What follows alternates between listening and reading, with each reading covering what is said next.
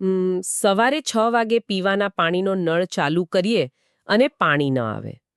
અથવા તો માની લો કે ઘરની બહાર નીકળતા જ મુખ્ય રસ્તા પર એક મોટો ખાડો દેખાય. બહુ સામાન્ય પરિસ્થિતિ છે. હા, તો ત્યારે સૌથી પહેલો વિચાર શું આવે? એટલે સામાન્ય રીતે આપણું ધ્યાન સીધું દિલ્હીની સંસદ કે ગાંધીનગરની વિધાનસભા તરફ જાય. બિલકુલ. રાષ્ટ્રીય સમાચાર ચેનલો પર ચાલતી પેલી મોટી મોટી ચર્ચાઓ હોય કે પછી રાષ્ટ્રીય નેતાઓના નિવેદનો. હા, એ બધું આપણને એમ વિચારવા મજબૂર કરે કે દેશ તો ત્યાંથી જ ચાલે છે. પણ વાસ્તવિકતા કંઈક અલગ જ છે ને. એકદમ સાચી વાત છે. એટલે મોટાભાગના લોકોનું ધ્યાન પેલા વિશાળ સરકારી મકાનો અને રાષ્ટ્રીય નીતિઓ પર જ કેન્દ્રિત હોય છે. પરંતુ વાસ્તવિકતા એ છે કે પેલા રસ્તા પરના ખાડા કે પછી પાણીની સમસ્યાનો ઉકેલ કોઈ રાષ્ટ્રીય કક્ષાનો નેતા લાવવાનો નથી. બરાબર છે. અને આ જ મુદ્દો આજની આપણી આ ઊંડાણપૂર્વકની ચર્ચાના કેન્દ્રમાં છે. આજના જે બધા સ્ત્રોતો છે ને એ આપણને સ્થાનિક સરકાર એટલે કે લોકલ ગવર્મેન્ટની દુનિયામાં લઈ જાય છે. અને આ ચર્ચાનો હેતુ બહુ સ્પષ્ટ છે. હા, કારણ કે આજનો આપણો આ ગહન અભ્યાસ માત્ર ઉપરછલ્લી વાતો કરવા માટે નથી. ખાસ કરીને જે લોકો પરીક્ષાની તૈયારી કરી રહ્યા છે ને તેમના માટે આ ચર્ચા એક માસ્ટર ક્લાસ સાબિત થવાની છે. સાચી વાત. આપણે આજના સ્ત્રોતોમાંથી પ્રકરણની નાનામાં નાની લીટી એવી રીતે ઉકેલવાની છે કે સ્થાનિક વહીવટની આખી વ્યવસ્થા મગજમાં એકદમ સ્પષ્ટ થઈ જાય, તમામ નાના મોટા પ્રશ્નો તૈયાર થઈ જાય. તો ચાલો આ વ્યવસ્થાના મૂળ સુધી જઈએ. જો આપણે આ આખી વ્યવસ્થાને ઊંડાણપૂર્વક સમજીએ ને તો ખ્યાલ આવે કે આ માત્ર વહીવટ ચલાવવાની કોઈ પદ્ધતિ નથી. આ ખરેખર લોકશાહીને છેવાડાના માણસ સુધી પહોંચાડવાનું એક માધ્યમ છે. ઓહ, એટલે પાયાની વાત થઈ આ તો. હા, કેન્દ્ર અને રાજ્ય સરકારના કાયદાઓ ભલે ગમે તેટલા સારા હોય, પરંતુ તેનો જમીન પર અમલ સ્થાનિક સરકારના માળખા વિના અશક્ય છે. આ વાત પરથી મને એક બહુ સરસ વિચાર આવે છે. જો સરકારને આપણે એક ઇમારત તરીકે જોઈએ ને તો કેન્દ્ર સરકાર કદાચ એની છત છે, જે આખા દેશને એક છત્ર પૂરું પાડે છે. બરાબર. અને રાજ્ય સરકાર એની મજબૂત દિવાલો છે. પણ આ આખી ઇમારત જેની પર ઊભી છે ને તે પાયો એટલે સ્થાનિક સરકાર અને પંચાયતી રાજ. એકદમ સચોટ ઉદાહરણ આપ્યું. પણ મને એ કહો કે આ પાયો નંખાયો ક્યારે? આ પાયો નાખવા પાછળ એક બહુ જ રસપ્રદ ઇતિહાસ છે. આ કોઈ રાતોરાત લેવાયેલો નિર્ણય નહોતો. ભારતમાં પંચાયતી રાજનું ત્રિસ્તરીય માળખું સ્વીકારવામાં આવ્યું છે. ત્રિસ્તરીય એટલે 3 અલગ અલગ લેવલ, રાઈટ? હા, બિલકુલ. આ 3 સ્તર છે: ગ્રામ કક્ષાએ ગ્રામ પંચાયત, તાલુકા કક્ષાએ તાલુકા પંચાયત અને જિલ્લા કક્ષાએ જિલ્લા પંચાયત. અચ્છા. હવે જો સ્ત્રોતોમાંથી આપણે ઐતિહાસિક તારીખો પર નજર કરીએ ને, જે પરીક્ષા માટે પણ બહુ મહત્વની છે, તો ભારતમાં પંચાયતી રાજની સત્તાવાર શરૂઆત 2 ઓક્ટોબર 1959ના રોજ થઈ હતી. એક મિનિટ, 2 ઓક્ટોબર એટલે ગાંધી જયંતિ? હા, બરાબર પકડ્યો. આ તારીખ પસંદ કરવા પાછળનું કારણ કદાચ મહાત્મા ગાંધીનો પેલો ગ્રામ સ્વરાજનો વિચાર જ હોવો જોઈએ. કારણ કે ગાંધીજી હંમેશા કહેતા ને કે ભારતનો આત્મા ગામડાઓમાં વસે છે. જિલ્લાના બગાદરા ગામથી દેશના પ્રથમ પંચાયતી રાજનો પ્રારંભ થયો હતો. ઓહો, રાજસ્થાનથી શરૂઆત થઈ હતી. હા, પણ જો ગુજરાતના સંદર્ભમાં જોઈએ ને તો આ વ્યવસ્થા તરત જ અમલમાં નહોતી આવી. એનું કારણ તો સ્પષ્ટ છે. કારણ કે 1959માં તો ગુજરાત રાજ્યની સ્થાપના જ નહોતી થઈ. ગુજરાત તો 1 મે 1960ના રોજ બન્યું ને. સાચી વાત. અને એટલા માટે જ નવા રાજ્યની રચના પછી માળખાગત તૈયારીઓ કરતા થોડો સમય લાગ્યો. ગુજરાતમાં પંચાયતી રાજનો કાયદેસર અમલ 1 એપ્રિલ 1963થી શરૂ થયો. અચ્છા, 1 એપ્રિલ 1963. હા, અને સ્ત્રોતોમાં આ બંને તારીખો પર બહુ ભાર મૂકવામાં આવ્યો છે. કારણ કે પરીક્ષામાં આ વારંવાર પૂછાતું હોય છે. આ માત્ર આંકડા નથી, પણ સત્તાના વિકેન્દ્રીકરણની ઐતિહાસિક ક્ષણો છે. તો હવે આ આખી વ્યવસ્થા કામ કેવી રીતે કરે છે તેના પર આવીએ. આપણે સૌથી નાનો એકમ એટલે કે ગ્રામ પંચાયતથી શરૂઆત કરીએ. મારો એક પ્રશ્ન છે. હા, બોલો ને. જો કોઈ ગામમાં માત્ર 400 લોકો જ રહેતા હોય તો શું ત્યાં અલગ ગ્રામ પંચાયત બને? આ માળખું વસ્તીના આધારે કામ કેવી રીતે કરે છે? ના, જો 400 લોકોની વસ્તી પર સ્વતંત્ર ગ્રામ પંચાયત ન બની શકે. નિયમ એવો છે કે 500થી લઈને 25,000 સુધીની વસ્તી ધરાવતા ગામમાં ગ્રામ પંચાયતની રચના થાય છે. એટલે ઓછામાં ઓછી 500ની વસ્તી જોઈએ? બરાબર. હવે જો વસ્તી 500 કરતાં ઓછી હોય તો આસપાસના 2-3 નાના ગામડાઓ ભેગા મળીને એક જૂથ ગ્રામ પંચાયત બનાવે છે. આનો અર્થ એ થયો કે વહીવટી ખર્ચ બચાવવા અને એક યોગ્ય માળખું જાળવવા માટે આ 500નો આંકડો નક્કી કરાયો છે. હા, બિલકુલ. અને આમાં પ્રતિનિધિઓની સંખ્યાનું શું ધોરણ હોય છે? વસ્તીના પ્રમાણમાં સભ્યોની સંખ્યા બદલાતી રહે છે. સામાન્ય રીતે ગ્રામ પંચાયતમાં ઓછામાં ઓછા 8 અને વધુમાં વધુ 16 સભ્યો હોય છે. 8 થી 16 સભ્યો? હા. અને સરપંચ? હા. આ સભ્યો અને તેમના વડા, જેને આપણે સરપંચ કહીએ છીએ, તેમને ગામના મતદારો દર 5 વર્ષે પ્રત્યક્ષ ચૂંટણી દ્વારા સીધો વોટ આપીને ચૂંટે છે. અહીં મને એક બહુ જ વ્યવહારુ પ્રશ્ન ઊભો થાય છે. કેવો પ્રશ્ન? ધારો કે ગામના લોકોએ સરપંચ તો ચૂંટી કાઢ્યા. હવે બની શકે કે સરપંચ કોઈ સ્થાનિક ખેડૂત હોય જેમને લોકોનો બહુ પ્રેમ મળ્યો હોય, પણ તેમને રાજ્ય સરકારના ટેક્સના નિયમો, અકાઉન્ટિંગ કે ગ્રાન્ટના હિસાબોની કોઈ ટેકનિકલ જાણકારી ન હોય. સાચી વાત છે.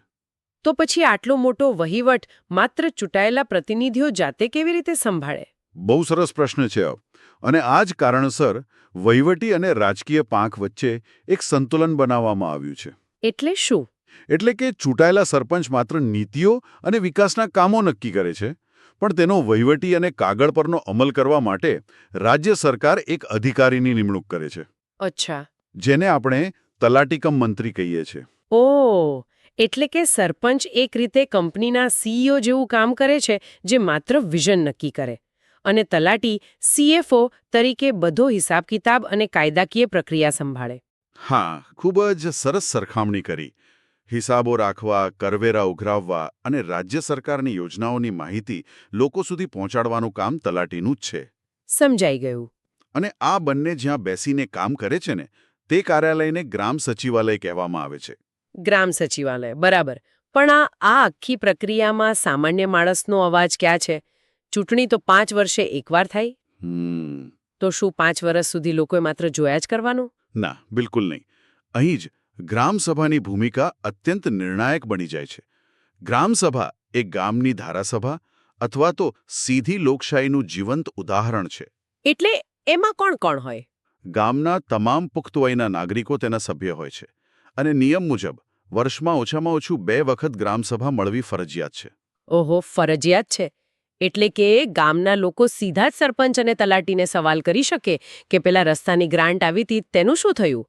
આ તો સંસદમાં પૂછાતા પ્રશ્નો જેવું જ પાવરફુલ ટૂલ છે. બિલકુલ છે. અને આ જ ગ્રામ પંચાયત સાથે જોડાયેલો એક બીજો ખૂબ જ રસપ્રદ કોન્સેપ્ટ સ્ત્રોતોમાં જોવા મળે છે. કયો કોન્સેપ્ટ? સમરસ ગ્રામ પંચાયતનો કોન્સેપ્ટ. આ માત્ર કોઈ વહીવટી માળખું નથી, પણ એક સામાજિક મનોવિજ્ઞાનનો પ્રયોગ છે. સમરસ પંચાયત આ કેવી રીતે કામ કરે? જુઓ, ગુજરાતમાં ઓક્ટોબર 2001થી આ યોજના શરૂ થઈ. જો ગામમાં કોઈ જ ચૂંટણી ન થાય અને તમામ ગ્રામજનો સર્વસંમતિથી સરપંચ અને સભ્યો નક્કી કરી લે ને, તો તેને સમરસ પંચાયત કહેવાય. આની પાછળનું મનોવિજ્ઞાન ખરેખર સમજવા જેવું છે. કારણ કે નાના ગામડાઓમાં જ્યારે ચૂંટણીઓ થાય છે ને, ત્યારે ઘણીવાર 2 પરિવારો કે 2 મહોલ્લા વચ્ચે કાયમી દુશ્મનાવટ ઊભી થઈ જતી હોય છે. એકદમ સાચું.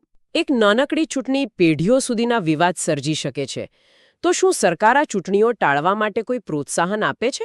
હા, આ જ સામાજિક તિરાડને રોકવા માટે સરકાર આવી સમરસ પંચાયતોને લાખો રૂપિયાની ખાસ ગ્રાન્ટ આપે છે. ઓહો! જેથી ચૂંટણી પાછળ જે સમય, શક્તિ અને નાણાં ખર્ચાય છે ને, તે સીધા ગામના વિકાસમાં જ વાપરી શકાય. આ બહુ જ સ્માર્ટ મૂવ છે. ખેર, આ તો થઈ પાયાની વાત. પણ જો આપણે થોડું મોટું વિચારીએ, ધારો કે એક ગામ પોતાનું તળાવ સાફ કરી શકે, પણ જો 3 ગામડાઓ વચ્ચેથી પસાર થતી નદી પર મોટો ચેકડેમ બનાવવો હોય, તો એ એક પંચાયતનું કામ નથી. બરાબર. એક ગ્રામ પંચાયત પાસે ન તો એટલું બજેટ હોય કે ન તો તે તેમના કાર્યક્ષેત્રમાં આવે. આ માટે આખી વ્યવસ્થાને મોટું સ્વરૂપ આપવું પડે ને? અને આ જ જરૂરિયાતમાંથી તાલુકા પંચાયત અને જિલ્લા પંચાયતનો જન્મ થાય છે. જ્યારે સંસાધનો અને આયોજનનો વ્યાપ વધે, ત્યારે માળખું એક પગથિયું ઉપર જાય છે. અચ્છા. તાલુકા પંચાયતની રચના પણ વસ્તીના ધોરણે જ થાય છે. તેમાં સભ્યોની સંખ્યા ઓછામાં ઓછી 16 અને વધુમાં વધુ 32 હોય છે. પરીક્ષામાં આ આંકડા ખાસ યાદ રાખવાના. 16 થી 32 સભ્યો. અને જો ગ્રામ પંચાયતમાં વહીવટ માટે તલાટી હોય તો તાલુકા સ્તરે આખી વ્યવસ્થા સંભાળવા માટે કોઈ મોટા અધિકારી હશે ને? હા, તાલુકા કક્ષાએ વહીવટી વડા તરીકે ટીડીઓ હોય છે. ટીડીઓ એટલે કે તાલુકા ડેવલપમેન્ટ ઓફિસર. ગુજરાતીમાં કહીએ તો તાલુકા વિકાસ અધિકારી. અને ત્યાંના વહીવટી વડા કોણ? તેના વહીવટી વડા ડીડીઓ એટલે કે ડિસ્ટ્રિક્ટ ડેવલપમેન્ટ ઓફિસર અથવા જિલ્લા વિકાસ અધિકારી કહેવાય છે. એટલે આ એક આખી ચેન છે. જો રાજ્ય સરકાર ગામડાના વિકાસ માટે 10 કરોડની ગ્રાન્ટ ફાળવે તો ડીડીઓ આખા જિલ્લાનું ધ્યાન રાખીને તેને તાલુકાઓમાં વહેંચે છે. બિલકુલ. પછી ટીડીઓ ખાતરી કરે છે કે તેમના તાલુકાના દરેક ગામને તેનો હિસ્સો મળે અને છેલ્લે તલાટી અને સરપંચ તે નાણાંનો જમીન પર ઉપયોગ કરે છે. એકદમ સાચું. આખી સિસ્ટમ ખૂબ જ તાર્કિક રીતે ગોઠવાયેલી છે. હા, અને આ માળખાની બીજી એક સૌથી મોટી ઉપલબ્ધિ છે જે સ્ત્રોતોમાં ખાસ નોંધવામાં આવી છે. કઈ? મહિલા અનામત. પંચાયતી રાજના આ ત્રણેય સ્તરે ગ્રામ, તાલુકા અને જિલ્લામાં 50% બેઠકો મહિલાઓ માટે અનામત રાખવામાં આવે છે. શું વાત કરો છો? 50% અનામત? હા, અને આ કોઈ નાની વાત નથી. વર્ષોથી જે વ્યવસ્થામાં માત્ર પુરુષો જ નિર્ણયો લેતા હતા ત્યાં અડધો અર્ધ સત્તા સીધી મહિલાઓના હાથમાં આવવાથી પાયાના સ્તરે સત્તાનું એક સાચું સંતુલન ઊભું થયું છે. આનાથી તો સામાજિક માળખામાં પણ બહુ મોટો બદલાવ આવે. અને જુઓ, સામાજિક શાંતિની વાત નીકળી જ છે ને, તો મેં સ્ત્રોતોમાં કેટલીક અનોખી પ્રોત્સાહક યોજનાઓ વિશે પણ વાંચ્યું હતું. પેલી તીર્થગ્રામ યોજના અને પાવનગ્રામ યોજના. હવે આ બંને નામો સાંભળવામાં તો એકદમ સરખા જ લાગે છે, પણ આની પાછળનું તર્ક શું છે? હા, આ બંને યોજનાઓ ગામમાં ગુનાખોરી ઘટાડવા અને શાંતિ જાળવવા માટેનું એક ઇનામ છે. જો આપણે તીર્થગ્રામ યોજનાની વાત કરીએ તો તે ગુજરાતમાં 21 જુલાઈ 2004-05ના વર્ષથી અમલમાં આવી. અચ્છા. અને આનો નિયમ બહુ કડક છે. છેલ્લા 5 વર્ષમાં ગામમાં કોઈ પણ પ્રકારનો ગુનો પોલીસ ચોપડે નોંધાયેલો ન હોવો જોઈએ. 5 વર્ષ સુધી એક પણ ગુનો નહીં? એ તો બહુ મોટી વાત કહેવાય. ઉદાહરણ છે લોકોને સારા નાગરિક બનવા માટે આર્થિક પ્રોત્સાહન આપવું. સાચી વાત.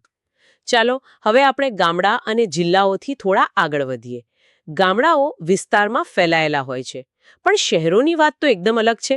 હા, શહેરોનું માળખું જટિલ હોય છે. બરાબર. ગામનું સંચાલન કદાચ થોડું સરળ હોઈ શકે, પણ એક ગીચ શહેર જ્યાં લાખો લોકો રહેતા હોય, જમીનની અંદર ગટરની મોટી લાઈનો હોય, ટ્રાફિકના પ્રશ્નો હોય, તેનું સંચાલન કઈ રીતે થાય છે? મને નથી લાગતું કે શહેરી વહીવટ માટે આ પંચાયતી રાજનું મોડેલ કામ આવે. ના, બિલકુલ કામ ના આવે. અને એટલા માટે જ શહેરી વહીવટ માટે બંધારણમાં એક અલગ વ્યવસ્થા છે. શહેરોમાં વહીવટ વિસ્તાર કરતાં વસ્તીની ગીચતા પર વધુ આધાર રાખે છે. એટલે વસ્તીના આધારે નક્કી થાય. હા, જો શહેરની વસ્તી 25,000થી વધુ હોય ને તો તેને નગરપાલિકાનો દરજ્જો મળે છે. ઓકે. નગરપાલિકામાં સભ્ય સંખ્યા ઓછામાં ઓછી 28 હોય છે. આખા શહેરને અલગ અલગ વોર્ડમાં વહેંચવામાં આવે છે અને દરેક વોર્ડમાંથી 4 પ્રતિનિધિઓ ચૂંટાય છે. 1 મિનિટ. એક વોર્ડમાંથી 4 પ્રતિનિધિઓ શા માટે? કોઈ એક જ વ્યક્તિને જવાબદારી આપી શકાય ને? આની પાછળનું કારણ વિવિધતા અને અનામત છે. આ 4માંથી મહિલાઓ માટે અનામત, અનુસૂચિત જાતિ કે જનજાતિ માટે અનામત અને સામાન્ય વર્ગ એમ દરેકનું પ્રતિનિધિત્વ એક જ વોર્ડમાં જળવાઈ રહે તે સુનિશ્ચિત કરવામાં આવે છે. અચ્છા, એટલે બધા વર્ગને સમાન તક મળે. બિલકુલ. આ ચૂંટાયેલા સભ્યો પોતાનામાંથી એકને પ્રમુખ બનાવે છે, જેમની મુદ્દત 2.5 વર્ષની હોય છે. આ 2.5 વર્ષનો સમયગાળો પણ બહુ સૂચક છે. 5 વર્ષની સામાન્ય મુદ્દતની વચ્ચે 2.5 વર્ષે નેતૃત્વ બદલાવાથી કોઈ એક વ્યક્તિના હાથમાં સત્તા કેન્દ્રિત નથી થઈ જતી? એકદમ સાચી વાત. અને આ નગરપાલિકાનો વહીવટ કોણ સંભાળે છે?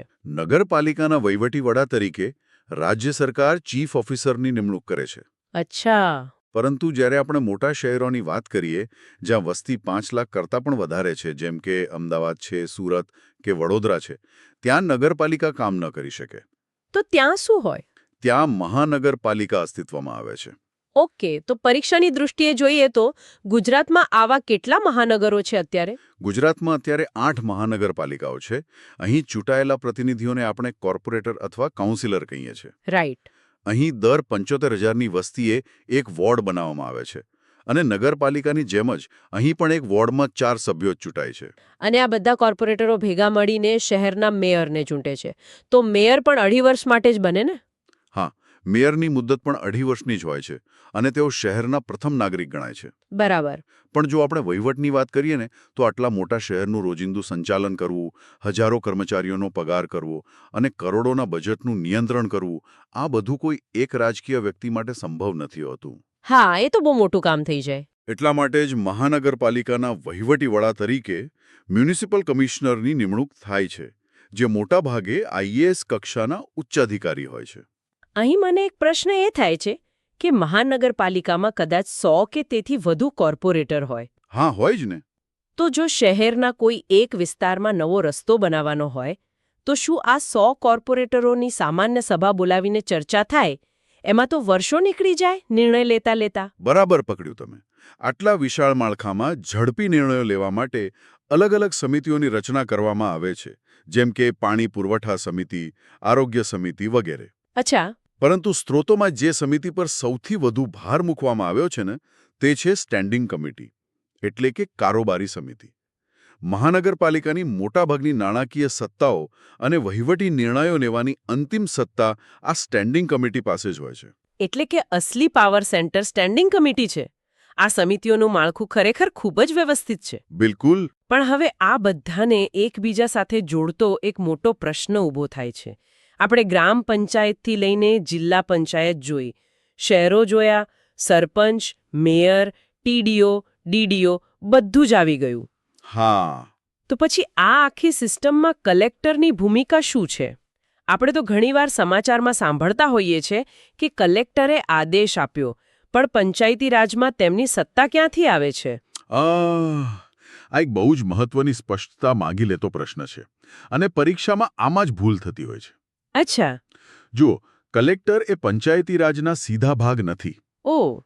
પરંતુ તેઓ સમગ્ર જિલ્લાના માળખાના એક પ્રકારના રેફરી છે. કલેક્ટર સમગ્ર જિલ્લાના વહીવટી વડા અને ડિસ્ટ્રિક્ટ મેજિસ્ટ્રેટ એટલે કે જિલ્લા ન્યાયાધીશ છે. તેઓ યુપીએસસીની પરીક્ષા પાસ કરીને આવેલા ઉચ્ચ અધિકારી હોય છે. પંચાયતી રાજમાં તેમની ભૂમિકા નિરીક્ષણ અને સંકલનની છે. આ રેફરીનું ઉદાહરણ બહુ જ સચોટ છે. રેફરી પોતે ફૂટબોલ નથી રમતો, પણ બધા નિયમ પ્રમાણે રમે છે કે નહીં તે જોવાનું કામ તેનું છે. એકદમ બરાબર.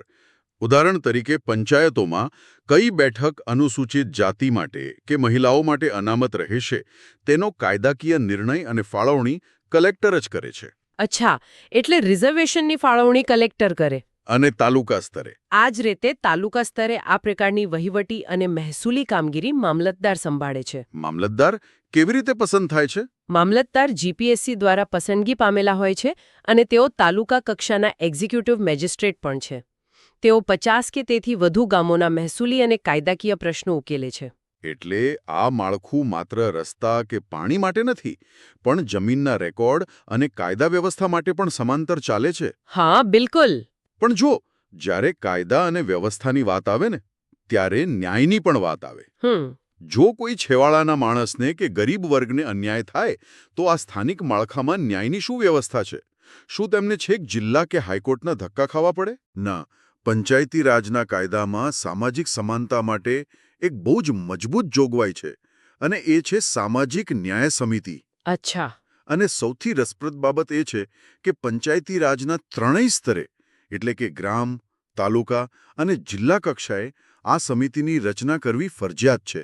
મરજિયાત નહીં, ફરજિયાત. હા, ફરજિયાત. એનું કારણ કદાચ એ હોઈ શકે કે લોકશાહીમાં નિર્ણયો તો બહુમતીથી લેવાય છે અને એમાં ઘણીવાર એવું બની શકે કે સમાજના નબળા કે લઘુમતી વર્ગોનો અવાજ દબાઈ જાય. તો આ સમિતિ એ સુનિશ્ચિત કરતી હશે કે તેમને પૂરતો ન્યાય મળે. ચોક્કસ. આ સમિતિ 5 સભ્યોની બનેલી હોય છે અને તેનું મુખ્ય કામ અનુસૂચિત જાતિ, જનજાતિ અને અન્ય નબળા વર્ગોને શિક્ષણ, સ્વાસ્થ્ય અને સામાજિક આર્થિક સગવડો મળી રહે તે જોવાનું છે. બહુ મહત્વનું કામ છે આ. અને જ્યારે આપણે ન્યાય પ્રણાલીની વાત કરીએ ને ત્યારે સ્ત્રોતોમાં એક બીજો બહુ જ સરસ ઉલ્લેખ છે, લોક અદાલતનો. હા, લોક અદાલત વિશે મેં પણ સાંભળ્યું છે. જો આપણી પરંપરાગત કોર્ટોમાં કેસોનો ભરાવો એટલો છે કે વર્ષો સુધી ચુકાદા નથી આવતા. ગરીબ માણસ વકીલની ફી અને કોર્ટના ખર્ચા ઉઠાવી શકતો નથી. આના ઉકેલ રૂપે લોક અદાલતની કલ્પના કરવામાં આવી. એટલે લોક અદાલત એટલે જ્યાં લોકો સામસામે બેસીને સમાધાન કરી લે, એમાં કોર્ટની જેમ કોઈને સજા ન થાય. ના, કોઈ સજા નહીં. લોક અદાલતનો મૂળ સિદ્ધાંત જ એ છે, કોઈની ન હાર, કોઈની ન જીત. વાહ! અહીં બંને પક્ષોની સંમતિથી કેસનું સુખદ સમાધાન લાવવામાં આવે છે. તેમાં કોઈ વકીલની જરૂર નથી હોતી અને કોઈ કોર્ટ ફી પણ લાગતી નથી. જે સમાધાન થાય ને એ જ ચુકાદો બની જાય છે. આનાથી તો સમય, શક્તિ અને નાણાં ત્રણેયની બચત થાય.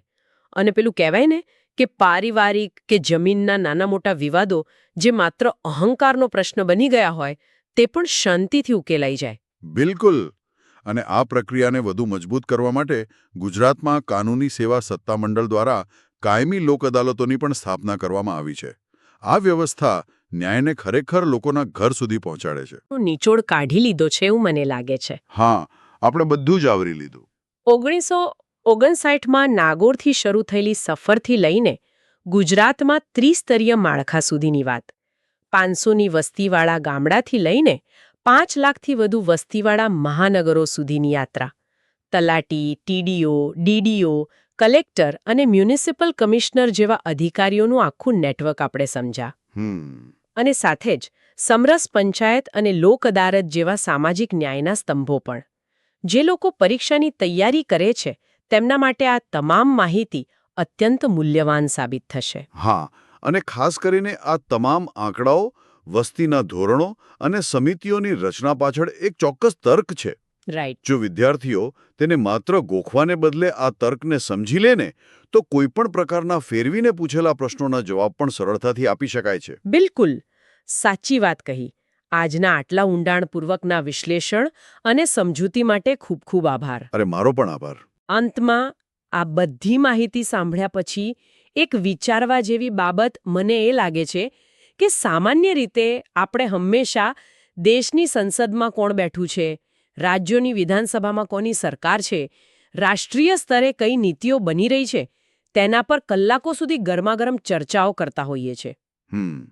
પણ હકીકત એ છે કે આપણા ઘરની બહારના રસ્તાની સ્થિતિ, પીવાનું ચોખ્ખું પાણી અને રોજિંદી સ્વચ્છતા, આ બધું રાષ્ટ્રીય નેતાઓના નહીં પરંતુ સ્થાનિક સરકારના હાથમાં છે. એકદમ સાચું. તો જો સક્રિય નાગરિકો રાષ્ટ્રીય રાજકારણમાં જેટલી ઊર્જા વાપરે છે તેટલું જ ધ્યાન જો પોતાના વોર્ડ કે પોતાના ગામની પંચાયતમાં કોણ ચૂંટાય છે અને ગ્રાન્ટનો કઈ રીતે ઉપયોગ થાય છે તેના પર આપવા માંડે તો શું આખો દેશ આપોઆપ નથી બદલાઈ જવાનું? બિલકુલ બદલાઈ જશે. હા, જો ઇમારતનો પાયો જ મજબૂત થઈ જાય તો આખી ઇમારત તો આપોઆપ અડીખમ ઊભી રહેવાની જ છે. તો બસ આ જ એક વિચાર સાથે આજની આ ચર્ચાનું સમાપન કરીએ છીએ. ફરી મળીશું એક નવા વિષય અને નવી સમજૂતી સાથે. આવજો.